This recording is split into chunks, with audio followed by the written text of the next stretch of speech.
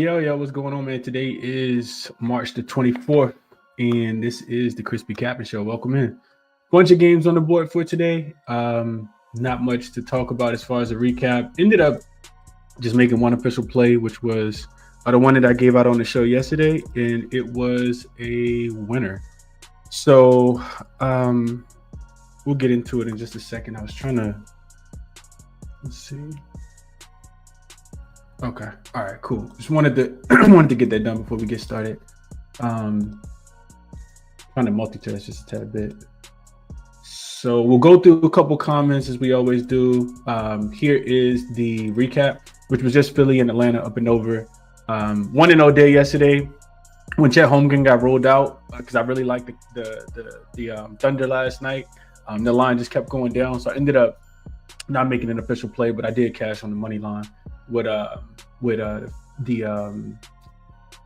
Oklahoma City Thunder. Thought that they would get the win last night, and they did. So that's that. Let's go through just a couple quick comments, and then we'll jump into it for today. What up, man? Appreciate you for tapping in. So Sunday got me feeling like monster.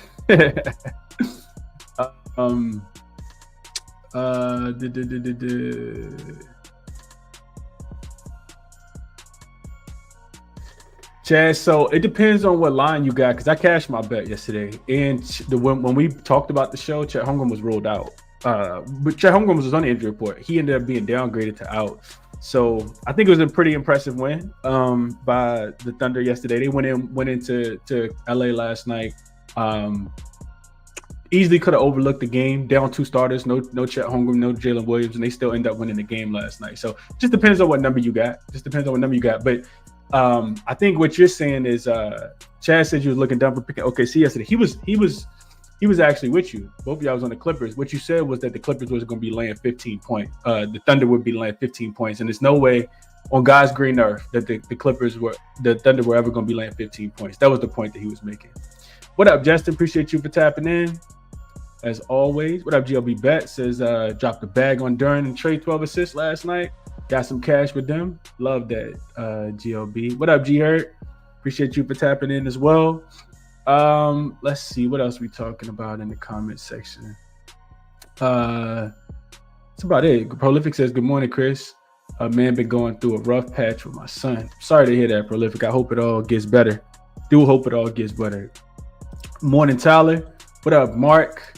Let's jump into it for today. We'll start off with jaXon. jaXon. What was jaXon on yesterday? I can't even remember. jaXon liked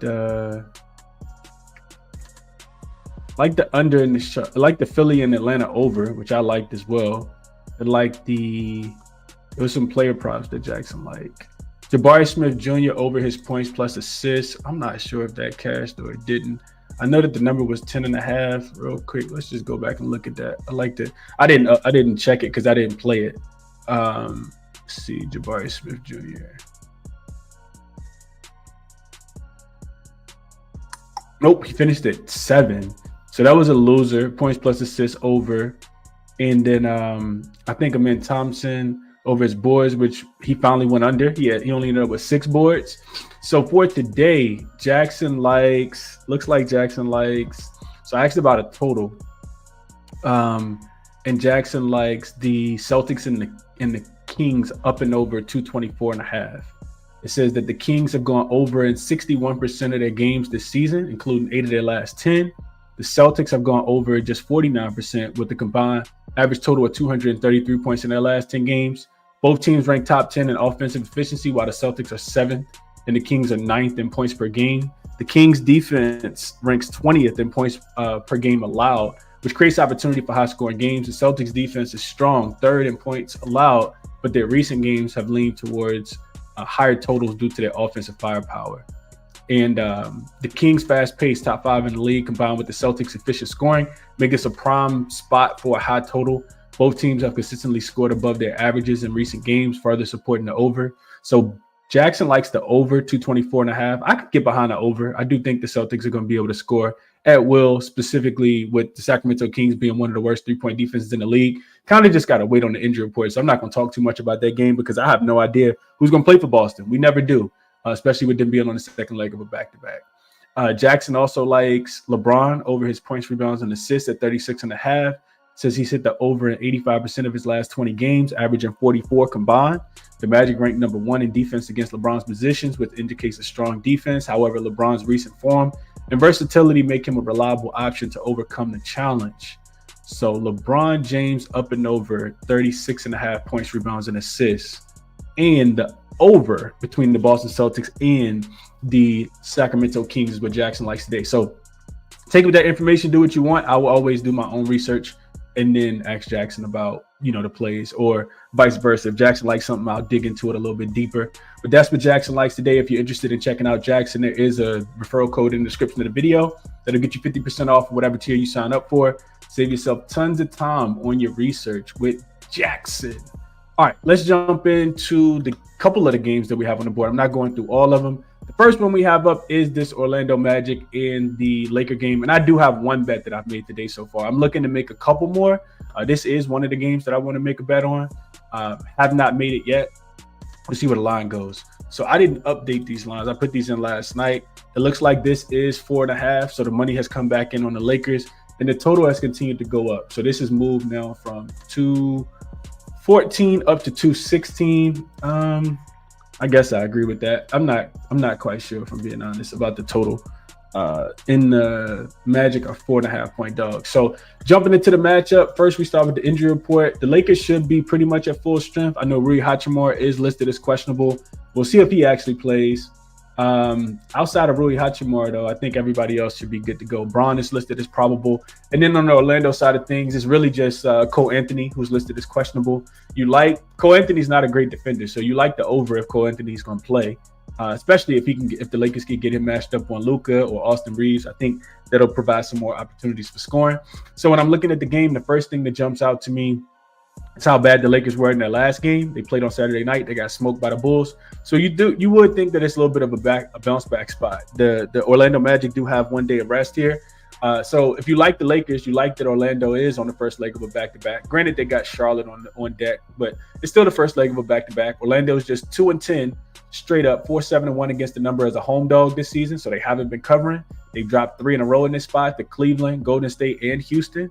And one thing I like for the Lakers, if you like the Lakers, of course, you like their mid-range defense. We know that the Orlando Magic take a lot of shots in the mid-range. Paolo, Franz, they live in the mid-range. Orlando's top 10 in mid-range frequency, and the Lakers are top 10 defense against the mid-range shot. If you take away that mid-range shot, I think the Lakers should be able to limit the Orlando Magic's offense. We know that this is the bottom 5 offense in the NBA. So I do like that for the Lakers. Orlando also runs a lot of pick and roll. They run the 3rd highest frequency of pick and roll in the NBA.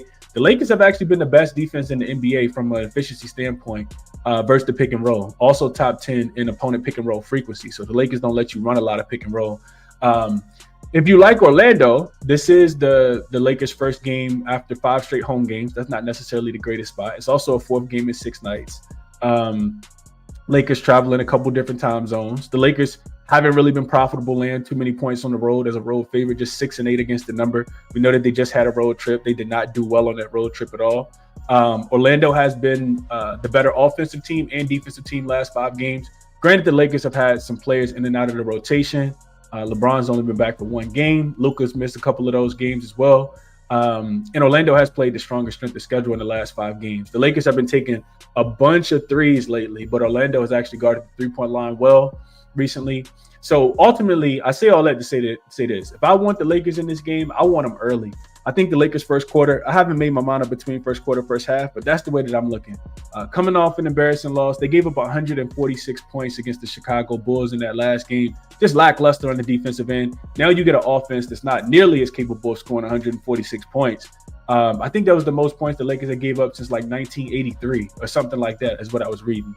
Orlando typically starts very, very slow at home for whatever reason. They're only 2-8 against the spread in their last 10 first quarters at home in Orlando. And the Lakers, they've been really good since Luka joined the team in the first quarter. I know that they didn't cover against the Bulls, but they are 7-3 ATS in the first quarter in their last 10 games, 8-2 against the spread in the first quarter, last 10 on the road. So I do like the Lakers early. I'm not even sure if the number is out yet, but the Lakers first quarter spread probably like a -2 is what I'm thinking. -1.5. I think that's the way that I want to play this one. Get in and get out with the Lakers. Not sure if they're going to cover the full game. I do see a -1.5 right now. ESPN Bet got 15 cent of juice. Hard Rock got 10 cent of juice. And Fanatics also has 15 cent of juice. So that's the way I'm thinking about this one. Have not made a play on it yet, though. Let's see. Let's see. I said if this game was a month ago, then the Clips weren't playing good. Then OKC would be laying 15. And if you remember, not true, still not true, Chad. You're not about to change my opinion about this, bro. So the reason why they were laying 12 points in that game is because James Harden and Kawhi Leonard didn't play. You got to go back and check the box scores. On this is not OKC by 15 points in any sense of the imagination or stretch of the imagination. Not at all. Go back and look at some of the lines from last year. These two teams not that much different from last year. So yeah, you're not changing my opinion about that one. Let's see if jaXon on Braun PR8, and so am I. Man, he says. Taylor says, I know we're not on the game, but in the Wolves game, if N is rolled out, race to get 15, McDaniels 15 plus, race to get McDaniels 15 plus and possibly 20. This year, Jaden has 23 of 30 and 20 without Ant-Man. Pacers allowed his second most points to forwards, I think is what Tyler's saying. Okay. See that? What's up, Lightbearer? Appreciate you for tapping in. I Love Us says he likes Franz over his points in this game. Prop says early Laker games scare me. They take a while to get going. I think it's going to be the opposite given the situation here, DJ Prop. I mean, you just gave up 1 million points to the Bulls the other day. I like that. Lakers first quarter or first half for me is what I'm looking at as well, Downs. Like I said, I haven't played it yet though, but that's the way that I'm looking. Chico says I like the Lakers money line. KCP over in Lakers money line. He riding a hot streak. Plus he always play hard against the Lakers. Mark says Lakers first quarter or first half has been solid. Yeah, that's what I'm looking at. Coming off that embarrassing loss, you would expect them to bounce back. And it's a good team to bounce back against. The Orlando Magic play slow. All right, next one is the Pacers and the Timberwolves. This line, I don't think I have it updated. It has moved to Pacers -2 now. So we got to lay another half a point if you like the Pacers. This opened pretty much at a pick yesterday when I was looking at it. The total 231 has been going all over the place. It's come down from 233. And that's kind of what I like here, if I'm being honest. But I mean, it's the NBA, right? So who knows who's going to play in the game? I do expect Anthony Edwards to play. He's listed as questionable with I think it's a finger laceration, a thumb laceration or something like that. And then on the opposite side for the Pacers, Tyrese Halliburton is finally off the injury report. But now Benedict Mathurin on the injury report with an ankle sprain. I'm not sure if it's left or right, but an ankle sprain. So these two teams, of course, just played last week. Indiana beat Minnesota by 2 in overtime. In Minnesota, Indiana was extremely short-handed. They had a bunch of key players out. There was no Tyrese Halliburton. I think Miles Turner missed that game. That was the game that Obi Toppin went absolutely crazy, hit that three-pointer in the corner. Before that, Minnesota had actually won 6 straight against the Indiana Pacers, and they had covered 5 in a row before that most recent loss last week. So you got two teams that's actually playing, I guess you could say, playing pretty good basketball. Pacers have been kind of Jekyll and Hyde, but I think a lot of that has to do with Tyrese Halliburton being in and out of the rotation. So if you like Minnesota, you like that they have been playing pretty good recently. 8-2 straight up, 6-4 against the number in their last 10. Also, big point for Minnesota if you like them in this spot. They're off until Friday after this game, so they can go all out. They don't play again. They don't play on Tuesday, Wednesday, Thursday. So a lot of time off after this game if you like the Timberwolves in this spot. And the Pacers haven't been covering. They have been winning games, but it's been by a possession, by a free throw, a game winner, going all the way back to Tyrese Halliburton over Giannis in the corner when he hit the three-pointer. It feels like 2 weeks ago now. Indiana's just 1-9 against the number in their last 10 games. They're 10-4 straight up, 9-5. The Minnesota Timberwolves are 10-4 straight up, 9-5 against the spread when they're in revenge games where they previously lost as a favorite. So they typically take these spots really, really well. All games are not revenge games, but the Timberwolves have been playing well in revenge spots. If you like the Pacers, you like that this is the 4th straight home game for them. Minnesota has played the easiest strength of schedule over their last 5 games, so the numbers may be a little inflated. They're top 5, both in offensive and defensive efficiency, are the Timberwolves. What I ultimately landed on in this game, and I didn't play it because I think we might wait and be able to get a little bit of a better number.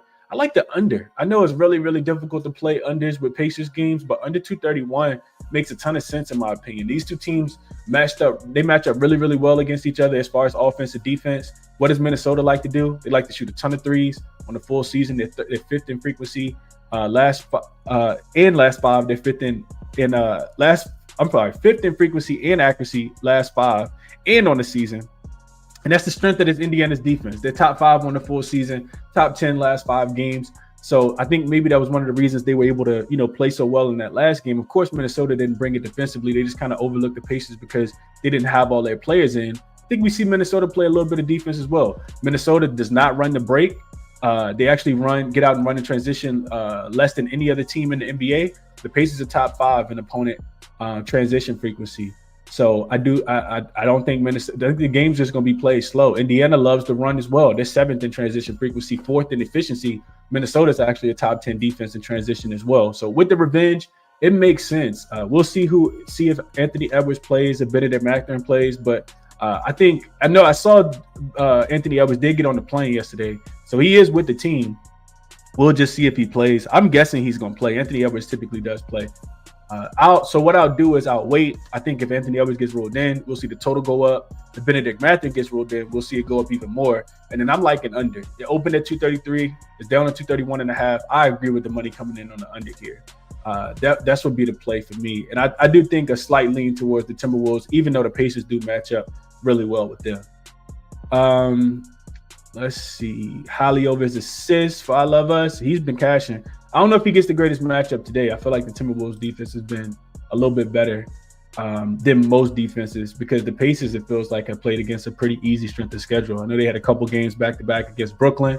They did beat the Timberwolves, but Pacers been kind of playing with their food as of late.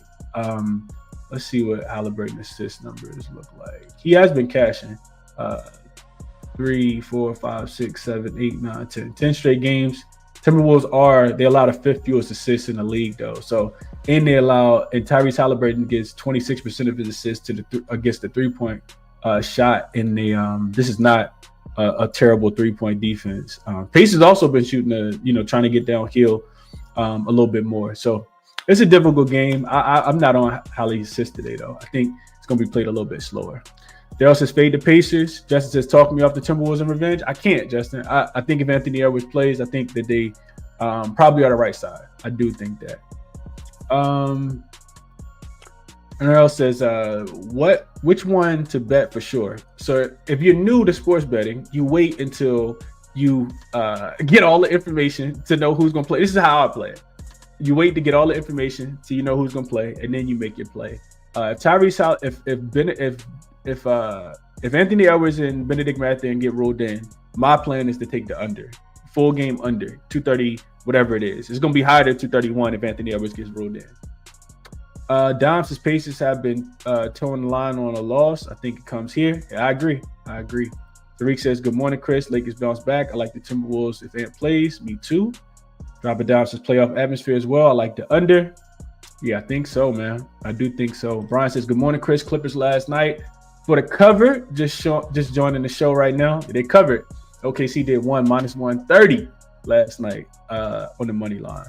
Chico says, I got Timberwolves +2. Everyone is playing. And if I'm not wrong, the Pacers have problems guarding down low. So Randall and Gobert should do some damage. The problem with that, Chico, is that the Timberwolves haven't been attacking the rim as much.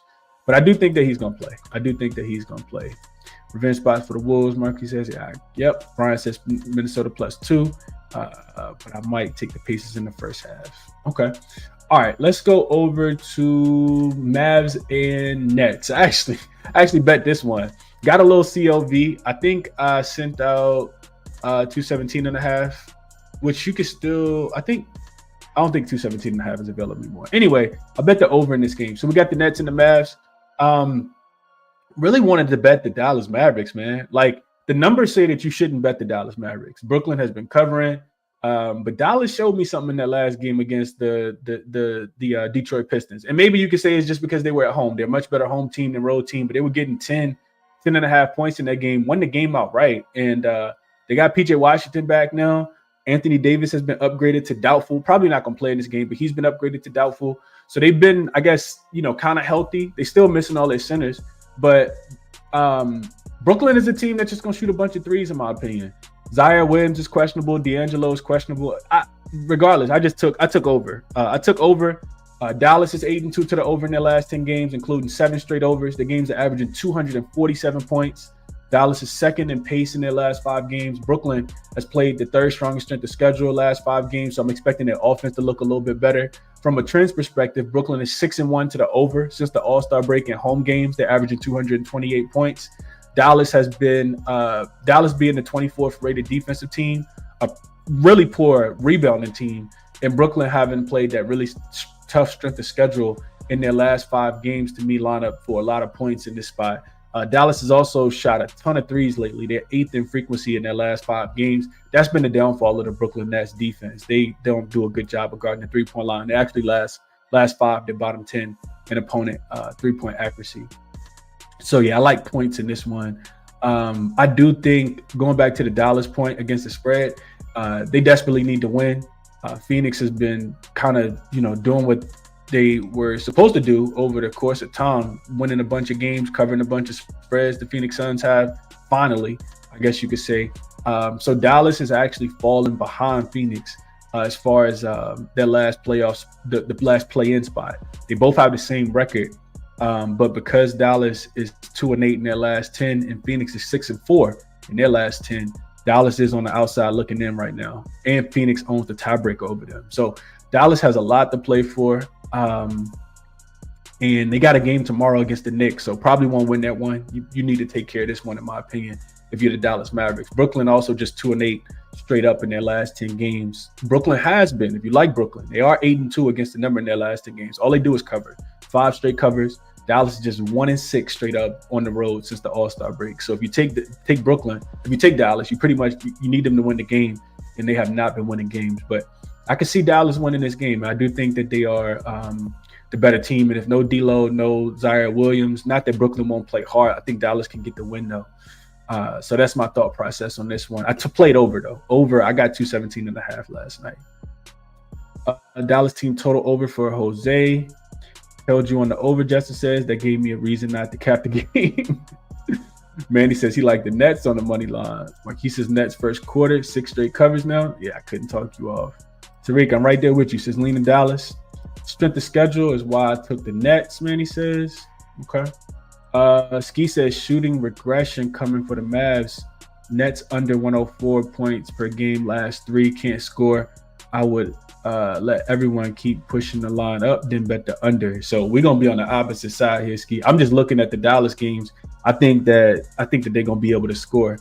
I think the game's gonna be played with pace because that's the only way the Mavs have been playing. I think Brooklyn will contribute enough to be able to get this one up and over the total. And to your point, Ski, about the Nets, you said Nets on under 104 in their last 3 games. I would argue that the Nets have played some really good defenses as of late, is what I would argue. They just played, I know they just had back-to-backs with Boston. Boston plays super slow. They had back-to-backs with Boston. Boston plays super slow. They actually went over in both of those games. They went over, of course, against the Hawks, who I'm thinking the game going to be played more like the Hawks pace. The Pacers games were interesting, but I don't know. Pacers actually played some defense in both of those games. I don't think the Mavs can play any defense, so we'll be on the opposite side here. Maybe we both get cash, though, depending on how the number get. Don't do my guy AD like that, Justin. Don't do him like that, man. What up, Dante? Appreciate you for tapping in. ML is money line. So money line is you just need a team to win. Mavs tanking and don't want that play-in spot. Lean Nets team total under. That don't make sense. If you think the Mavs are tanking, then the Nets should be able to score. I just told you that the Mavs games they've been averaging 247 points in their last 10, last 7 straight overs for the Mavs. So yeah, I like over. I played over here. Next game, 76ers and the Pelicans. This will be quick. Line move from 5 all the way up to 7 on one book.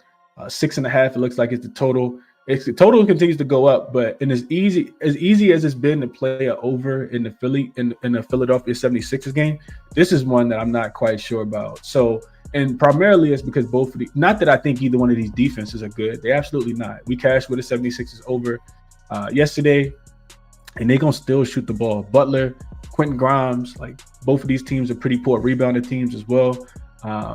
This is the last game of a super long road trip for the 76ers. I think they've played, last of a 5-game road trip for Philly.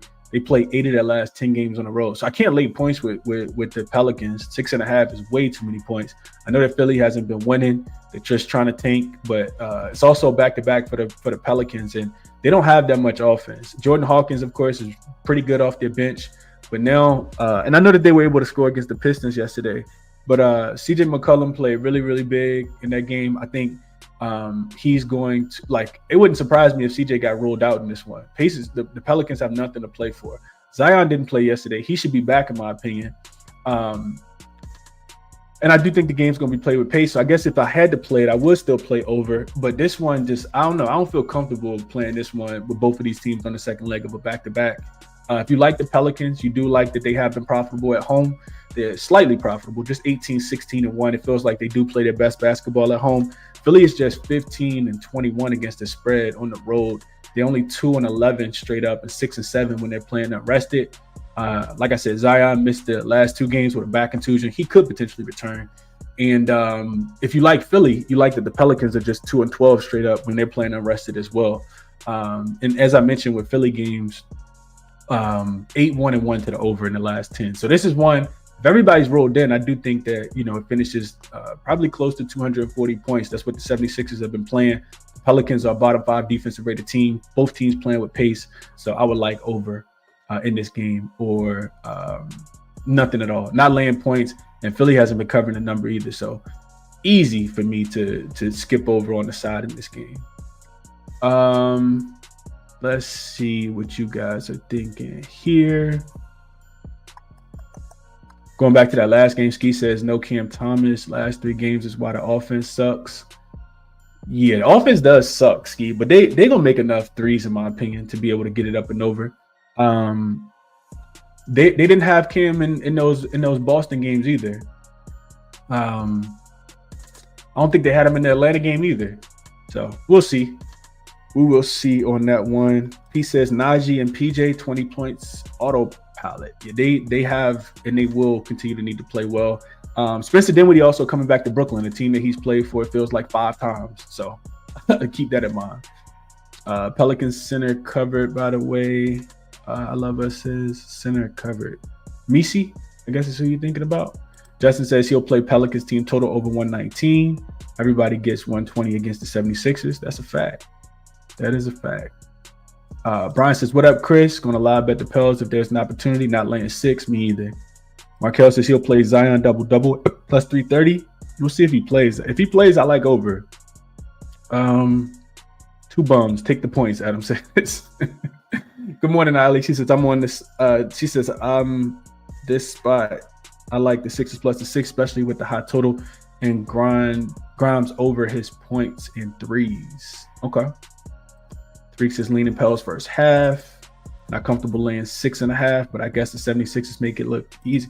Yeah, so if the Sixers run out of gas, it wouldn't surprise me. This, like I said, 5th game, last of a 5-game road trip. They play 8 of the last 10 on the road. It should be a Pelicans spot, but the Pelicans on the second leg of a back-to-back with travel from Detroit. So I can't lay points with them. But the Sixers ran out of gas. It would not surprise me in this spot. This is a pretty long road trip, the last of the road trip, and they probably just want to get home at this point. So that's what I'm thinking there. Next game up, and actually the last game I want to go through. I'll talk about the other 2 afterwards, but this Bulls and Nuggets game is already moving, and it's moving the direction I thought it would move, which is the over. So the Bulls have been balling. We look at the injury report. Josh Giddey came back, almost had a quadruple double against my Lakers the other day. Trey Jones is out for I think 1 to 2 weeks. Lonzo is already listed as out as well. And then on the Denver side of things, Jokic, Coach Mike Malone said that he wasn't going to play yesterday, which he didn't, and that he was unlikely to play today. And even with that unlikely news, the market has still pushed this one up. It opened at 237.5 is what I saw, and it's up to 239. That's the way I wanted to play it. I kind of wanted to see if Jokic was going to play. I guess the market doesn't care. Julian Strawther is out as well. So if you like the Bulls, there's some reason to like the Bulls. I like the over, and I'll get to the over in a second. If you like Chicago, you like that they have been profitable on the road. They're 19-16-1 against the number. 7-3 straight up for the Bulls in their last 10 games. They've covered 8 of their last 10 spreads. They beat the Lakers, beat the Kings outright in their last 2 games. They were getting close to 7 or more points in both. They just continue to define the odds, man. And they beat this Nuggets team. I remember being on the Nuggets -9.5, and they were up, I think, 15 points. And then Chicago just absolutely dominated that third quarter in the fourth quarter, going back to that last game. This was when Zach LaVine was still on the team. They beat this Denver Nuggets team. They were getting 9.5 points, beat them 129-121. So 250 points were scored in that game back on January the 27th. Denver, just 2-8 against the number before last night's game. They did get a win and a cover, of course, last night in Houston. We talked about not liking Houston minus the points. Houston is so Jekyll and Hyde at times, man. But anyway, Denver.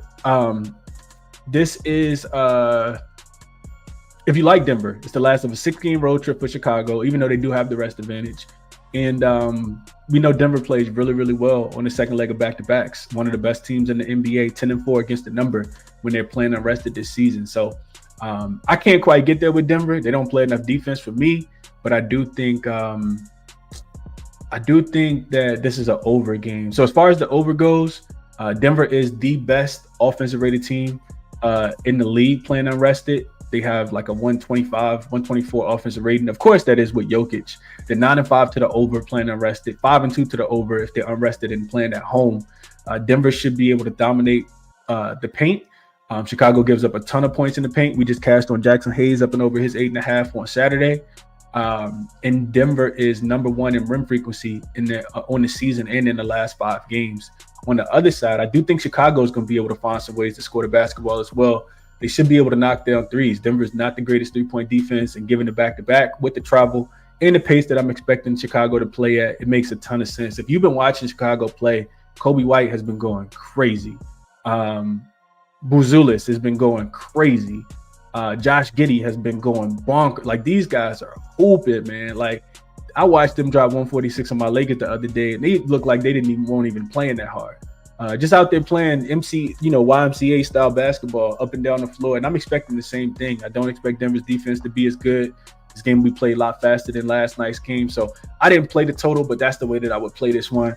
And we'll see what happens with Jokic. There's no guarantee that he's going to, necessarily be ruled out. So that's my thought process here. Couldn't talk anybody off. Josh Giddey, he's been absolutely going crazy. Kobe White, I just want to go over the Outlier real quick and show you guys what Kobe White has been doing for people who have not been seeing Kobe White. I didn't play Kobe White either.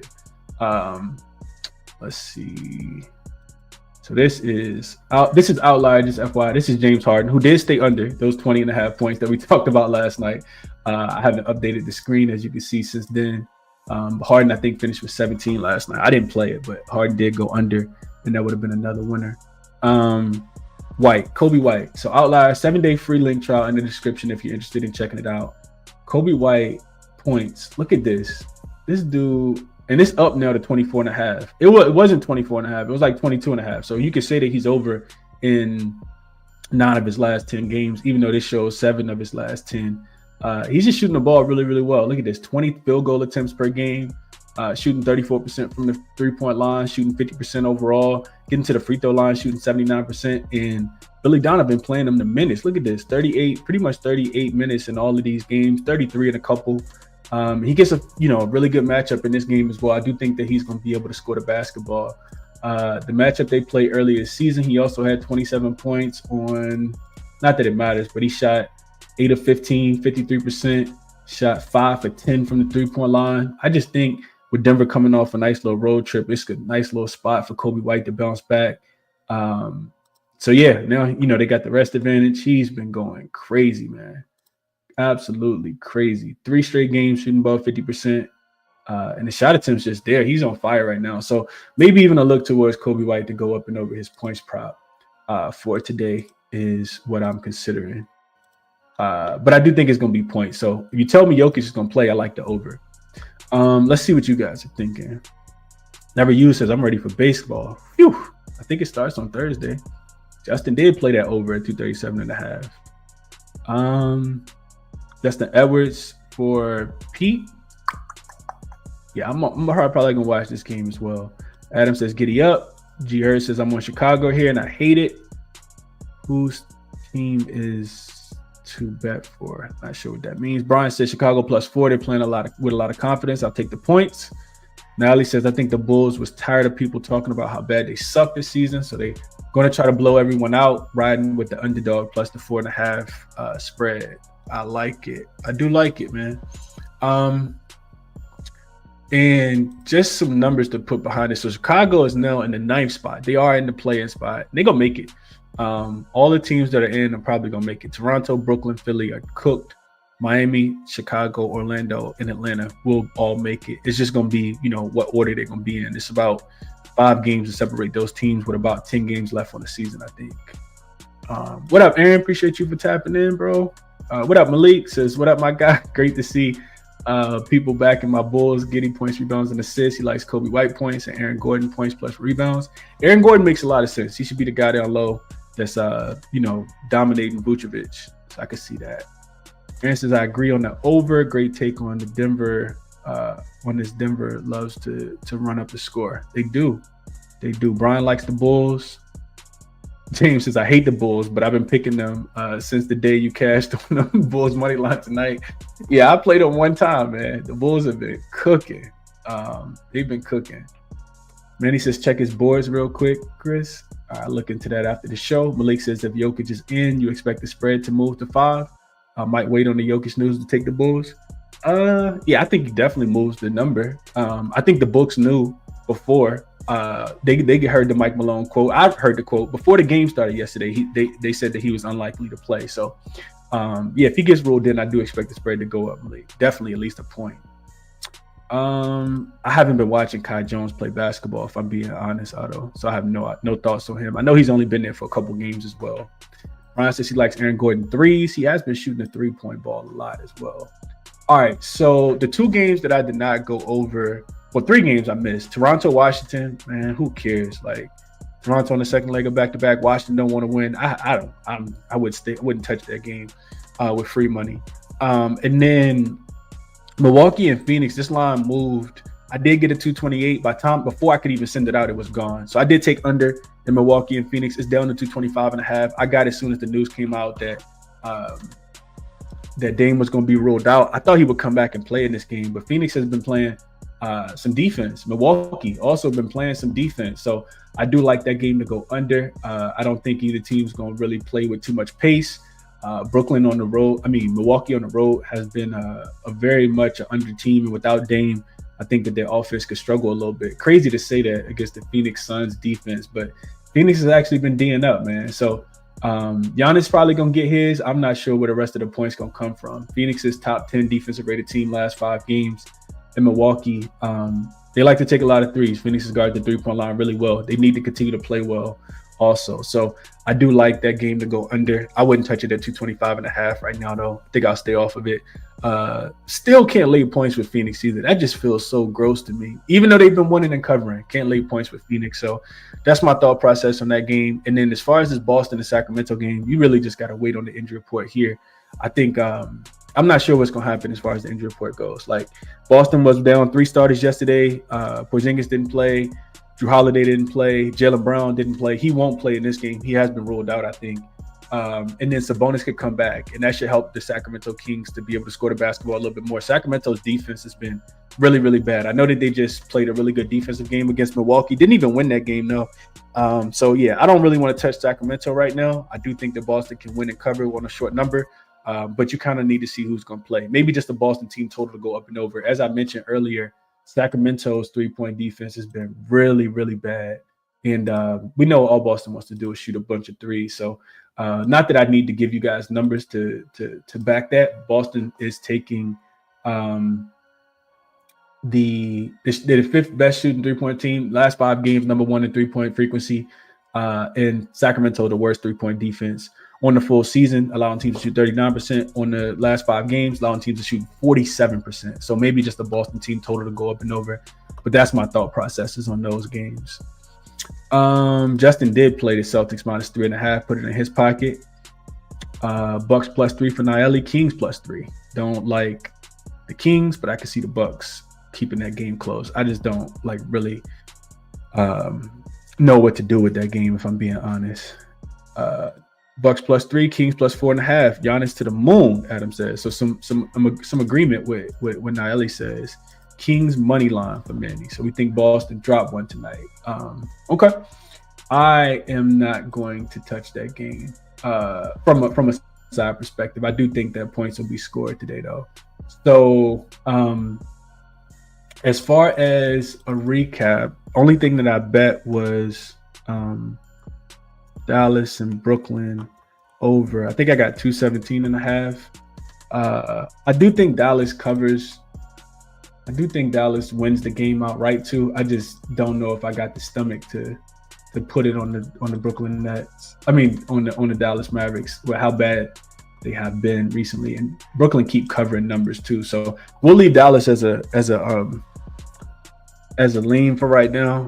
Probably won't get to the window if I'm being honest. I do like the Lakers early. I like the Lakers early a lot. I'm probably gonna be on this. I just haven't played it yet. Lakers first quarter's -0.5 point. Minnesota and Dallas, Minnesota and Indy. I like under. You'll see what the best number it is. Right now it looks like 231.5 is available. That's what I would play in that game. Philly and New Orleans, I do like over, but I need to make sure everybody's going to be in. Wouldn't surprise me, like I said, if CJ rested. If Zion gets ruled out, this total's going to drop down a lot. He has a back contusion, hasn't played the last 2 games. I have no idea if he's going to play. And in Chicago, Denver, over for me. It's 239 right now.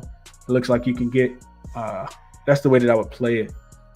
And then I do think Boston is going to be able to score the basketball tonight. I'm not looking for the Kings to be able to slow them down at all. I think they'll continue to shoot the ball well from the 3-point line. So a Boston team total up and over makes the most sense, or just a full game. I think Sacramento should be able to contribute points as well. So Boston, Sacramento, jaXon likes it as well. Boston team total is 113.5 or 114.5. And the full game, the best number you can get is over 224.5. So these are my thoughts on the games. Like I said, just one official play. If you're interested in knowing where you can get all my official plays when I make them, just hit that link in the description of the video, and it'll send you to where you can sign up to get all my plays, and they'll be emailed to you as soon as I make them. I probably will add a few more throughout the day. Also, Kobe White, man, gotta be looking towards Kobe White or Josh Giddey over his rebounds and assists as well. And that'll be the show for today. All the resources I use are here. Check them out if you're interested. jaXon likes the LeBron over his points, rebounds, and assists. And jaXon also likes the over in that Sacramento and Boston game, over 224.5. So check those out if you're interested, man. Enjoy your Monday, and I will catch you guys in the next one, man. I'm out.